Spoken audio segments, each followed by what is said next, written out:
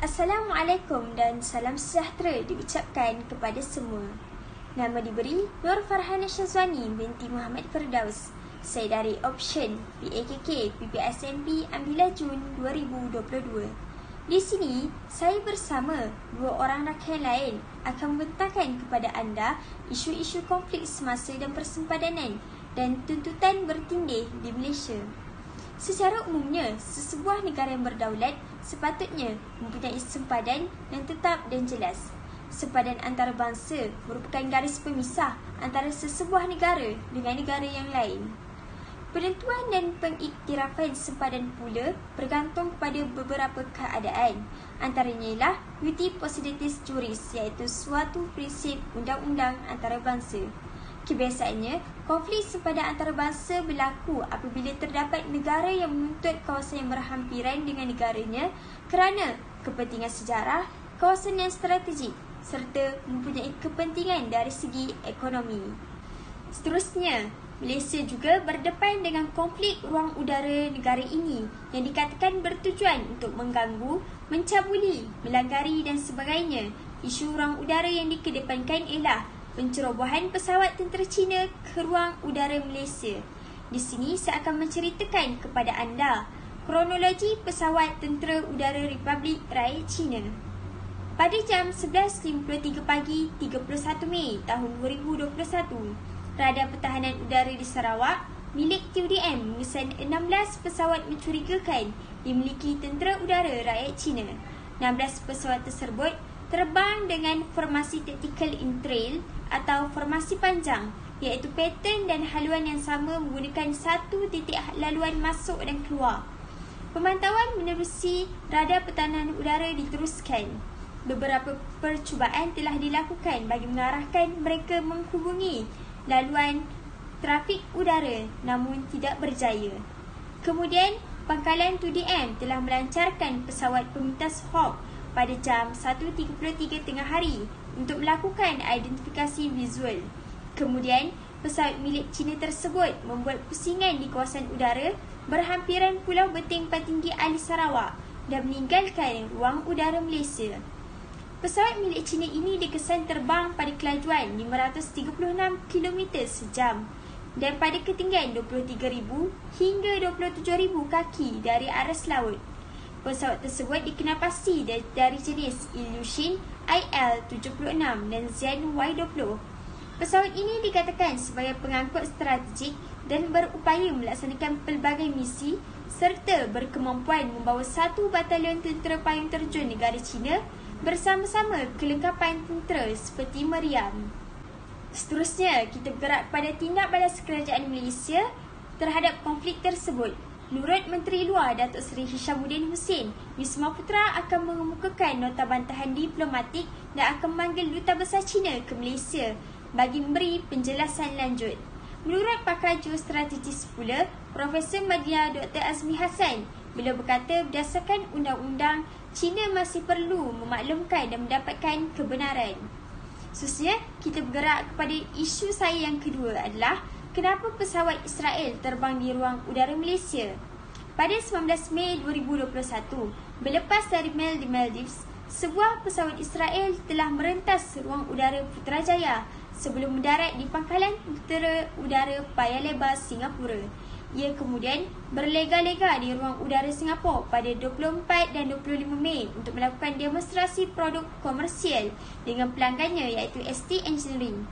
Namun, Kementerian Pengangkutan Malaysia menyatakan pesawat itu melalui ruang udara Malaysia mengikut peraturan-peraturan yang ditetapkan oleh Pertubuhan Penerbangan Awam Antarabangsa. Namun, perkara tersebut tetap membawa kebimbangan kepada rakyat Malaysia. Walau bagaimanapun, bendera Malaysia sangat jelas iaitu hubungan diplomatik mesra dengan mana-mana negara, tetapi tidak sesekali bermaksud kerajaan Malaysia akan berkompromi tentang soal keselamatan. Secara umumnya, kesan konflik terhadap Malaysia akan mempengaruhi pertama, jumlah kehadiran pelancong dan menjejaskan pendapatan negara disebabkan keselamatan yang tidak terjamin. Selain itu, nyawa rakyat Malaysia akan terancam di negara yang berhadapan dengan konflik. Misalnya, Malaysia terpaksa membawa pulang rakyatnya dari Syria yang dilanda konflik. Yang terakhir pula adalah kesan kepada ekonomi negara. Konflik yang berlaku di Asia Barat mempengaruhi pengeluaran minyak dan kenaikan harga bahan api.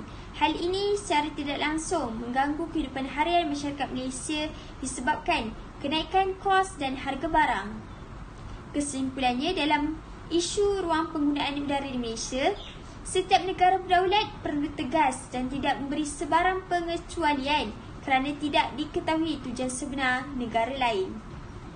Jadi, rakan saya akan menyambung tentang konflik di laut. Sekian, terima kasih. Assalamualaikum, saya Alia Izzati dari kelas PP SMP PAKK Ambilan Jun 2022. Saya akan memberikan penerangan tentang pertikaian dan konflik di laut serta implikasi konflik terhadap Malaysia. Pertama sekali, Asia Tenggara kerap berdepan dengan pertikaian wilayah yang berpunca daripada konflik akibat bidang kuasa maritim yang kurang jelas.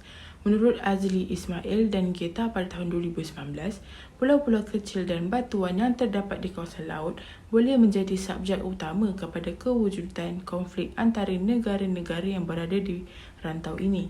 Antara pulau-pulau yang terlibat ialah Pulau Legitan, Pulau Sipadan, Pulau Batu Putih dan Pulau Spratly. Mari kita mulakan dengan Pulau Legitan dan Pulau Sipadan. Pulau Legitan dan Pulau Sipadan terletak di Laut Sulawesi dan jarak antara kedua-dua hanya kurang lebih 15.5 batu nautika. Pertikaian pulau-pulau ini berlaku di antara Malaysia dan Indonesia sejak Kerajaan Malaysia mengeluarkan peta baru yang menunjukkan pulau-pulau ini jelas berada dalam wilayah Malaysia.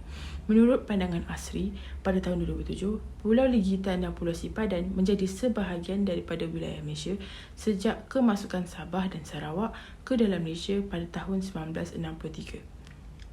Oleh disebabkan keadaan ini berlaku, Indonesia dan Malaysia berlaku pertikaian antara mereka. Persoalan yang berkaitan tentang pulau-pulau ini telah dibincangkan oleh Malaysia dan Indonesia semasa United Nations Convention of the Law of the Sea. Konflik mula berlaku apabila Malaysia mula membangunkan Pulau Sipadan sebagai pusat pelancongan. Apabila pertikaian gagal, kedua-dua negara ini bersetuju untuk merujuk isu ini dengan Mahkamah Antarabangsa untuk menentukan negara mana yang berhak ke atas Pulau Legitan dan Pulau Sipadan. Tetapi, hal ini menjadi lebih rumit apabila Filipina hendak campur tangan dalam kes ini dengan membuat permohonan di bawah peruntukan Artikel 62. Status ICJ. Akan tetapi, permohonan ini ditolak kerana Filipina gagal menunjukkan bahawa mereka mempunyai kepentingan dalam kes ini dari segi undang-undang. Akhirnya, keputusan pertikaian ini berpihak kepada Malaysia apabila Malaysia memberikan bukti bahawa pulau-pulau ini adalah penyerahan kuasa yang mula daripada Sultan Sulu kepada kuasa Sepanyol dan secara berperingkat lalu berakhir kepada Malaysia. Pihak ICJ juga telah memperakui tentang aktiviti-aktiviti yang dijalankan di kedua pulau ini dan ICJ memutuskan Pulau Legitan dan Pulau Sipadan adalah milik Malaysia berdasarkan prinsip kawalan efektif. Seterusnya, kita pergi kepada pertikaian Pulau Batu Putih. Konflik bermula seawal tahun 1980-an apabila Singapura menyuarakan bantahan rasmi kepada Kuala Lumpur sebagai tindak balas terhadap peta Malaysia yang dikenali sebagai Territorial Waters and Continental Shelf Boundaries of Malaysia yang diterbitkan pada 21 Disember 1979. Pulau Batu Putih merupakan sebuah pulau batu garnik yang terletak di timur selat Singapura. Pulau Batu Putih terletak kira-kira 24 batu nautika ke arah timur Singapura dan 7.7 batu nautika ke arah selatan Negeri Johor. Konflik ini melibatkan hak dan kedaulatan Batuan Tengah dan Tubes Selatan. Antara hujah yang Malaysia nyatakan ketika menuntut pulau ini ialah Pulau Batu Putih secara semula jadi merupakan sebahagian Kesultanan Johor berasaskan prinsip time immemorial. Manakala di pihak Singapura pula, Pulau Batu Putih berstatus terra nullius iaitu tanah tanpa pemilik. Akhirnya ICJ memutuskan bahawa Pulau Batu Putih adalah milik Singapura dan Middle Rocks menjadi milik Malaysia. Pertikaian di laut yang terakhir ialah Pulau Spratly. Kepulauan Spratly merupakan gugusan daratan terpencil yang terletak di tengah-tengah Laut Cina Selatan antara Filipina, Vietnam dan Malaysia. Krisis pergelutan ke-66 negara itu terjadi selepas Jepun menyerah kalah dan meninggalkan Spratly pada Perang Dunia Kedua. Pada mulanya, ke-66 negara Asia ini telah bersetuju dengan Deklarasi Manila bagi mengelakkan konflik di kawasan tersebut pada tahun 1992 dan perjanjian itu dipanjangkan sehingga tahun 2002. Manakala pada tahun 2005, China dan Filipina menandatangani persetujuan bagi melindungi minyak dan gas di kawasan itu. Akan tetapi, konflik berlaku apabila berlaku permusuhan ketenteraan laut. China dan Taiwan menuntut pulau ini berdasarkan faktor sejarah, Filipina berdasarkan prinsip terra nullius dan Malaysia menuntut berasaskan Exclusive Economic Zone (EEZ) dan prinsip lanjutan pelantaran benua. Kepulauan Spratly menjadi rebutan kerana sumber ekonomi yang dipercayai terdapat di pulau ini seperti ikan tropika, mineral dan sumber laut serta sumber lain yang berpotensi untuk penggalian dan eksploitasi minyak dan gas.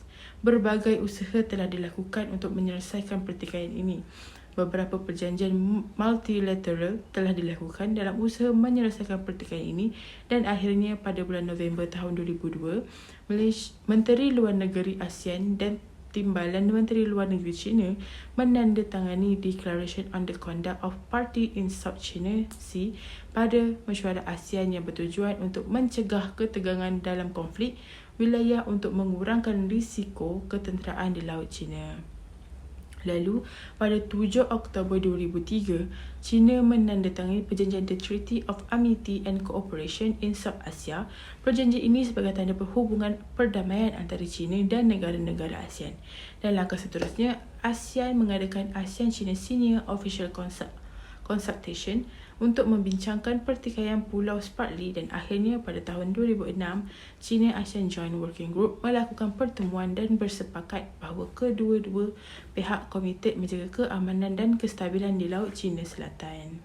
Semasa konflik dan pertikaian ini berlaku, terdapat banyak implikasi yang berlaku antaranya ialah Malaysia menghadapi kesukaran dalam menyelesaikan isu tuntutan bertindih kerana dipengaruhi faktor kepentingan ekonomi, kedaulatan negara, hambatan politik dan kegagalan rundingan. Selain itu, Malaysia juga kehilangan Pulau Batu Putih selama-lamanya apabila pada 23 Mei 2008 ICJ memutuskan Singapura mempunyai hak terhadap Pulau Batu Putih. Sekian, terima kasih. Assalamualaikum warahmatullahi wabarakatuh. Saya ucapkan kepada semua dan tidak lupa juga kepada pensyarah saya iaitu Puan Nurul Nadia binti Tajuddin. Baiklah, pada hari ini saya akan membentangkan tentang pertikaian dan konflik di darat. Tetapi sebelum itu, izinkan saya memperkenalkan diri terlebih dahulu. Nama saya Nur Alia Armada binti Mat Nur, Kumpulan Alta Ocean, PPISMP PAKK. Baiklah, sebelum kita pergi dengan lebih lanjut, saya ingin menerangkan tentang sempadan Malaysia dengan beberapa buah negara. Jadi, negara apakah yang bersempadan dengan Malaysia? Baiklah, Malaysia bersempadan dengan 4 buah negara iaitu Indonesia, Brunei, Singapura dan Thailand. Malaysia dan Brunei berkongsi perbatasan darat sepanjang 481 km, tetapi yang sudah dimuktamadkan setakat ini hanya 207 km antara negara itu dengan Kerajaan Sarawak. Seterusnya, kita beranjak pula kepada konflik dan pertikaian antara Malaysia-Brunei ke atas Limbang yang memberi impak terhadap hubungan diplomatik. Limbang yang asalnya adalah sebahagian daripada kawasan jajahan Brunei merupakan satu kawasan darat yang subur dan kaya dengan sumber asli, khususnya minyak. Isu ini diselesaikan menerusi dokumen yang ditandatangani oleh Datuk Seri Abdullah Ahmad Badawi yang merupakan Perdana Menteri Malaysia pada ketika itu dan Sultan Brunei iaitu Sultan Hassanal Bolkiah di Bandar Seri Begawan. Berdasarkan dokumen ini, Brunei menggugurkan tuntutan terhadap daerah Limbang di Sarawak. Malaysia dan kedua-dua negara akan menubuhkan satu suruhanjaya bersama untuk memperincikan kerja menentukan sepadan. Baiklah, seterusnya saya akan mengupas dengan lebih lanjut dan mendalam tentang isu persempadanan antara Malaysia dengan Indonesia. Perbatasan darat antara Malaysia dan Indonesia membentang sepanjang 2019 km dari Tanjung Batu dari Kalimantan Barat Laut melewati dataran tinggi. Seterusnya, perbatasan darat memisahkan kedua-dua negara di Pulau Kalimantan. manakala perbatasan maritim pula di sepanjang Selat Melaka, Laut Cina Selatan dan Laut Sulawesi. Di samping itu, wujud juga masalah sempadan tertangguh OBPS yang mana 3 OBPS itu berada dalam sektor Sabah Kalimantan Utara di Pulau Sebatik, iaitu di daerah Tawau atau daerah Nunukan. Dapat Sungai Sesai dan subsektor dari penanda sepadan B2700 hingga penanda sepadan B3100 di daerah Pensiangan atau daerah Lumbis Ogong. Bagi menyelesaikan isu sepadan antarabangsa, Malaysia dan Indonesia menandatangani Memorandum Persefahaman. Memorandum ini mengenai penandaan dan pengukuran sempadan antarabangsa Malaysia iaitu Sabah dan Sarawak dan Indonesia iaitu Kalimantan Utara dan Kalimantan Barat. Akhir sekali, di sini saya ingin merumuskan bahawa konflik persempadanan dan tuntutan bertindih dalam kalangan yang terbabit perlu diselesaikan dengan cara yang berhemah. Tidak semestinya berlaku pertumpahan darah untuk mendapatkan keputusan yang dikehendaki. Malah ia dapat diselesaikan tanpa sebarang ancaman. Selain itu, konflik dan pertikaian ini perlu dielakkan agar dapat mewujudkan hubungan diplomatik yang baik antara semua negara. Jadi, itu sahaja yang ingin kami bentangkan pada hari ini. Sebelum saya mengakhiri, izinkan saya mengungkapkan sebuah pantun. Bunga dedap di atas para, anak dusun pasang pelita. Kalau tersilap tutur bicara, jemari disusun maaf dipinta. Sekian, itu sahaja daripada kami. Assalamualaikum warahmatullahi wabarakatuh.